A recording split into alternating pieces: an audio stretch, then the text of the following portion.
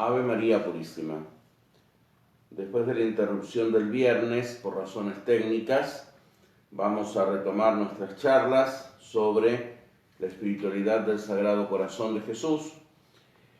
Y hoy nos vamos a detener para concluir el tema de la reparación debida al corazón de Jesús y a desmenuzar el tema de la penitencia.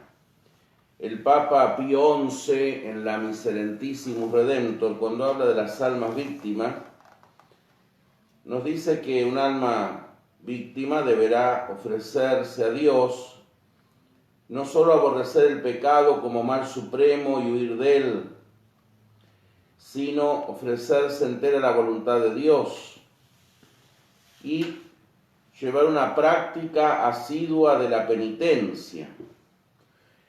Este tema de la práctica asidua de la penitencia podría prestarse a algún equívoco que alejara a las personas simples de ofrecerse enteramente a Dios nuestro Señor, concretamente al corazón de Jesús, como en espíritu de reparación.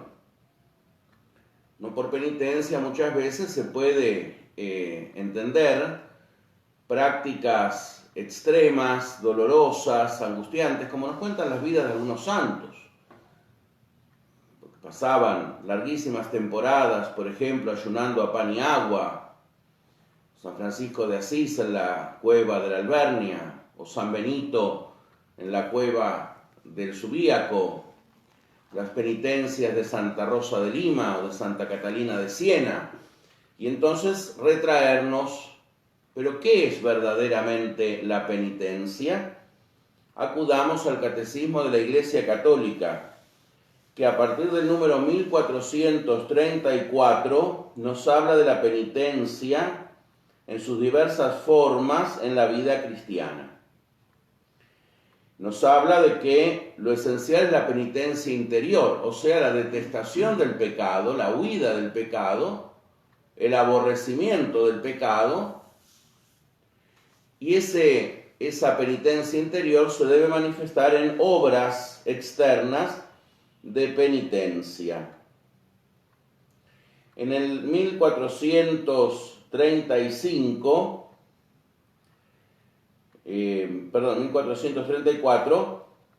nos dice el Catecismo: la penitencia interior del cristiano puede tener expresiones muy variadas.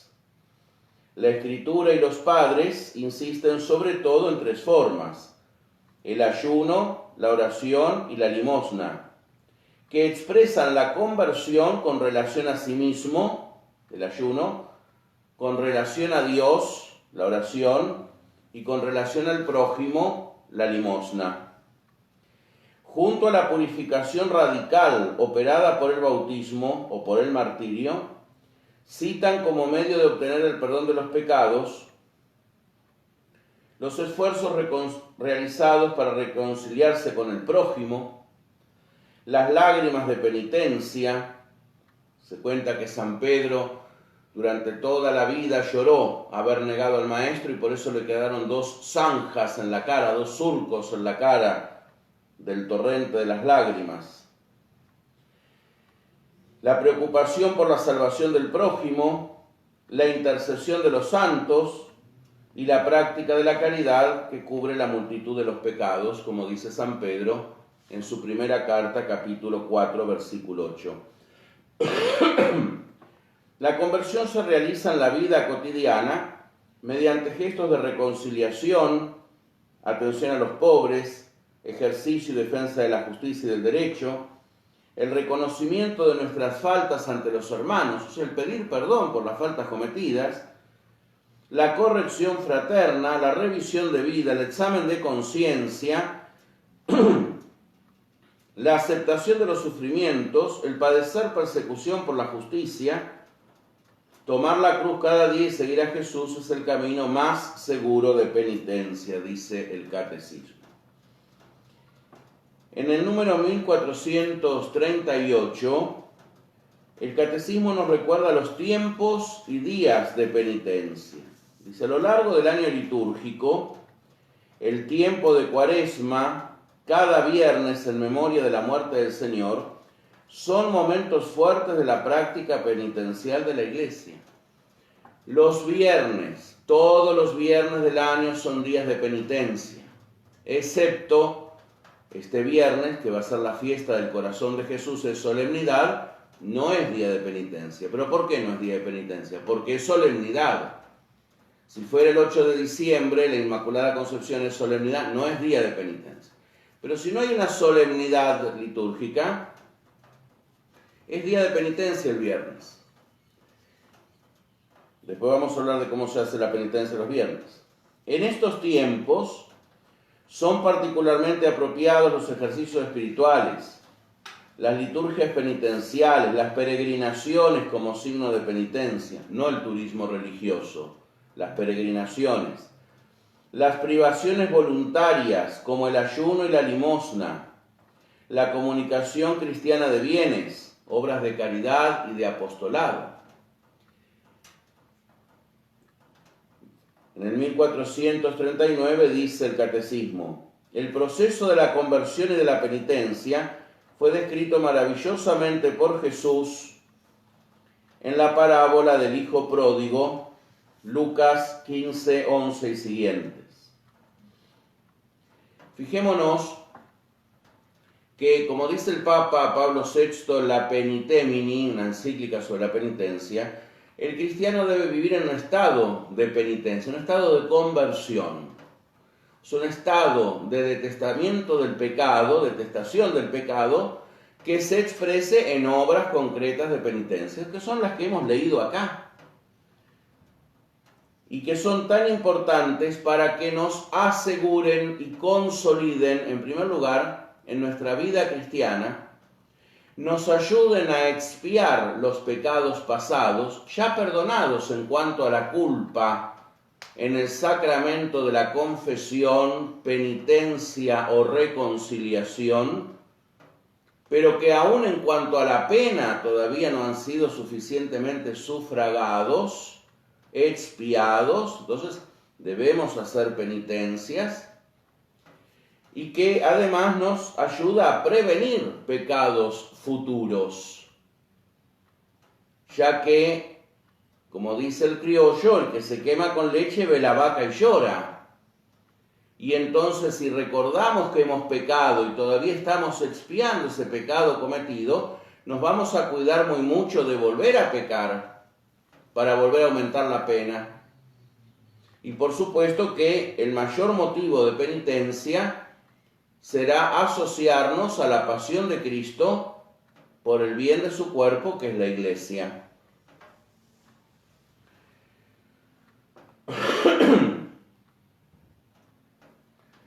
Vamos a ver tres razones principales que nos deben mover a hacer penitencia. En primer lugar, una razón de justicia para con Dios. Por el pecado hemos desobedecido la sacrosanta e inmutable voluntad de Dios. Hemos cometido un crimen de lesa majestad divina. ¿Vieron cuando se comete un delito aberrante contra una persona? Se cometió un delito de lesa humanidad. O sea, no le importó nada de ese ser humano al que injurió, al que asesinó, al que torturó, lo que fuera. Lesa humanidad.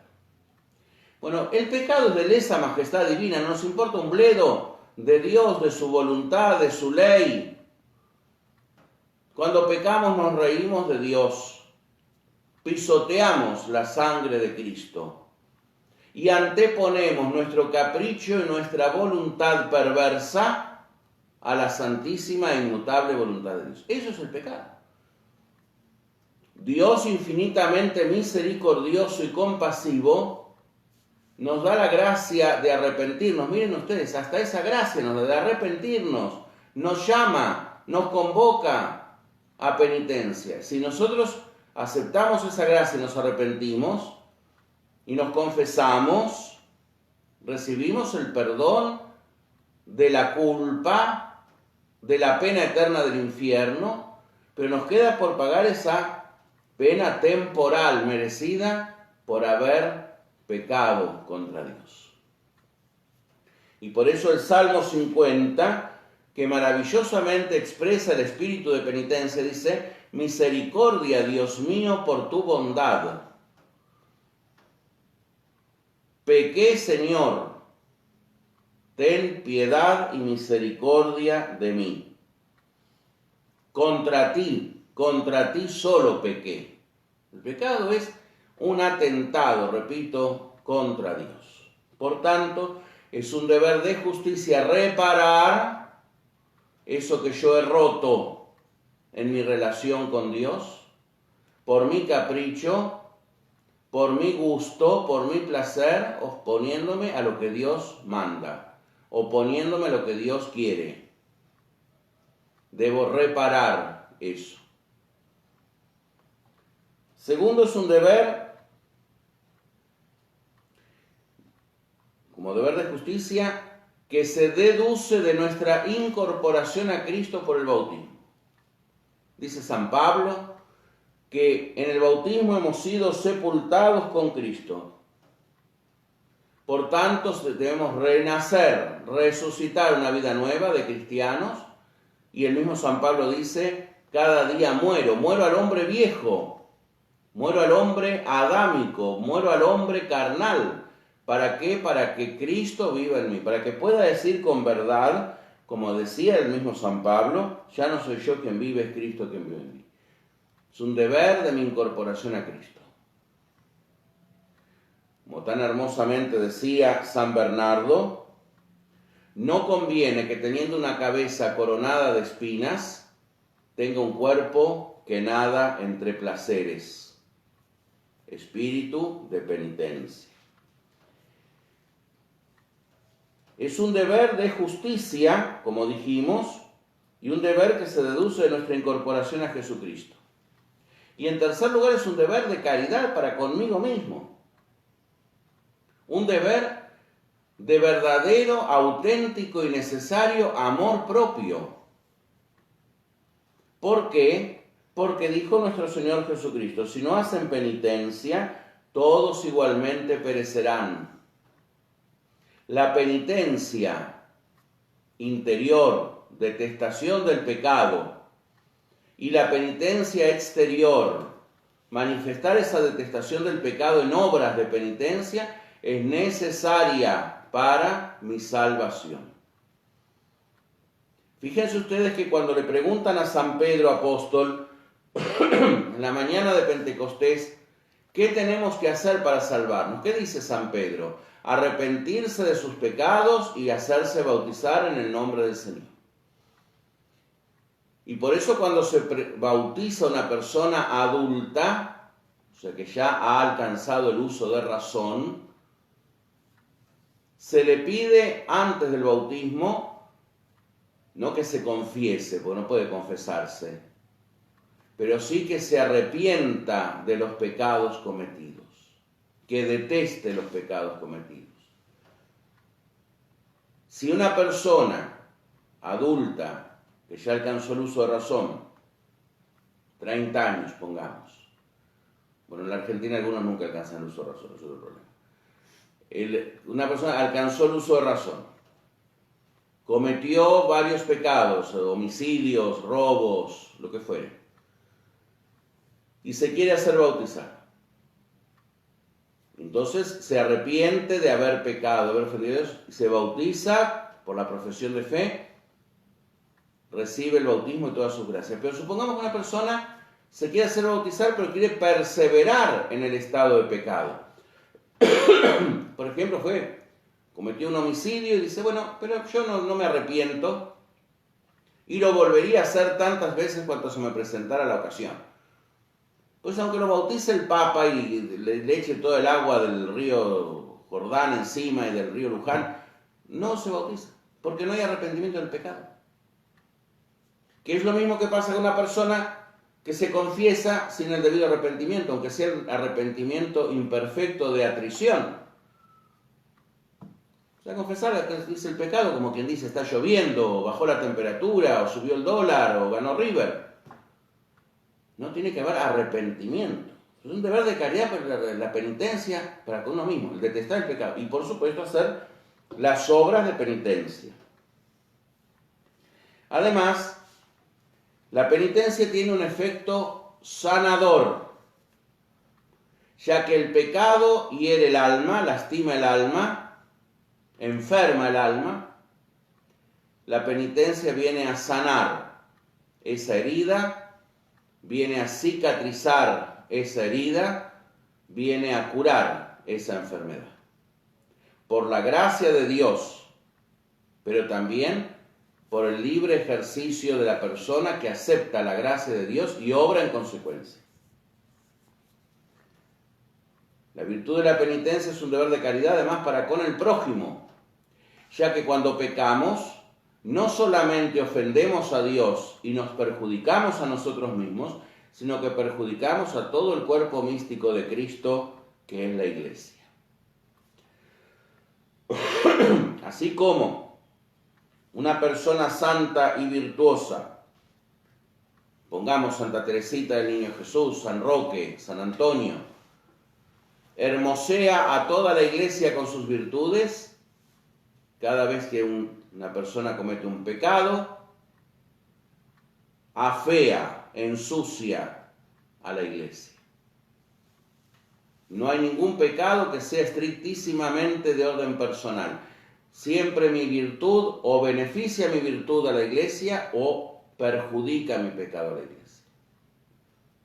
Por eso fíjense que en el acto penitencial de la misa que decimos: yo confieso ante Dios Todopoderoso y ante ustedes, hermanos, porque también los perjudiqué a ustedes, hermanos, con mi pecado. No solamente ofendí a Dios nuestro Señor. ¿Y en qué responsabilidad tan grande era el pecado? Y por eso qué necesidad tan grande la de hacer penitencia. Vamos a ver cómo practicar esta virtud de la penitencia tan necesaria para ofrecer actos de reparación al corazón de Jesús. Ante todo, debemos tener una memoria habitual y dolorosa de los propios pecados. Es muy triste escuchar muchas veces decir: yo no tengo ningún pecado. Pecado yo no, Padre. Claro, uno tiene la impresión de que está confesando a la Santísima Virgen, que es la Inmaculada Concepción. No, yo pecado no, ninguno. ¿Cómo ninguno? Todos hemos pecado, lo dice el apóstol San Juan. Pasa que muchas veces la soberbia nos enceguece y nos hace ver con quilates de oro brillantísimo nuestra vida y descubrir las más pequeñas faltas del prójimo para fustigarlo sin piedad. No. El espíritu de penitencia nos tiene que llevar a tener la memoria habitual de nuestros propios pecados, a golpearnos el pecho con verdadero arrepentimiento. Pequé, Señor, ten piedad de mí. Jesús mío, misericordia, porque soy un pecador. Fíjense que en el Ave María, así nos llamamos cuando le decimos a la Virgen que ruegue por nosotros. Ruega por nosotros pecadores, ahora y en la hora de nuestra muerte.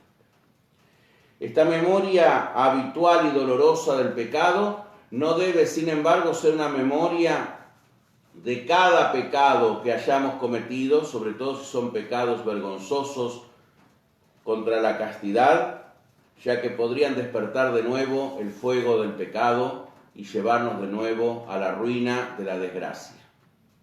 Pero sí recordar que hemos pecado y que Dios nos ha perdonado y que le debemos gratitud, y esa gratitud se debe expresar en actos de penitencia. Este recuerdo doloroso del pecado nos ayudará a cultivar la virtud de la humildad.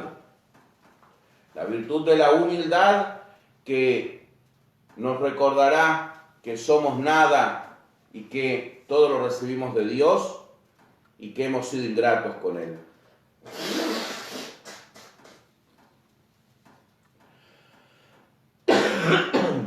Y nos permitirá no atrevernos a juzgar al prójimo, ya que, como dice el Martín Fierro, aquel que pecados tenga, disimule los ajenos. Y esto nos llevará también a vivir en un saludable temor de volver a ofender a Dios. Y por eso evitaremos cuidadosamente todas las ocasiones de pecar, ya que, como dice la Sagrada Escritura, el que ama el peligro perecerá en él. Pidámosle a la Virgen Santísima nos ayude a vivir así este espíritu de penitencia y a ofrecer dignas obras de reparación.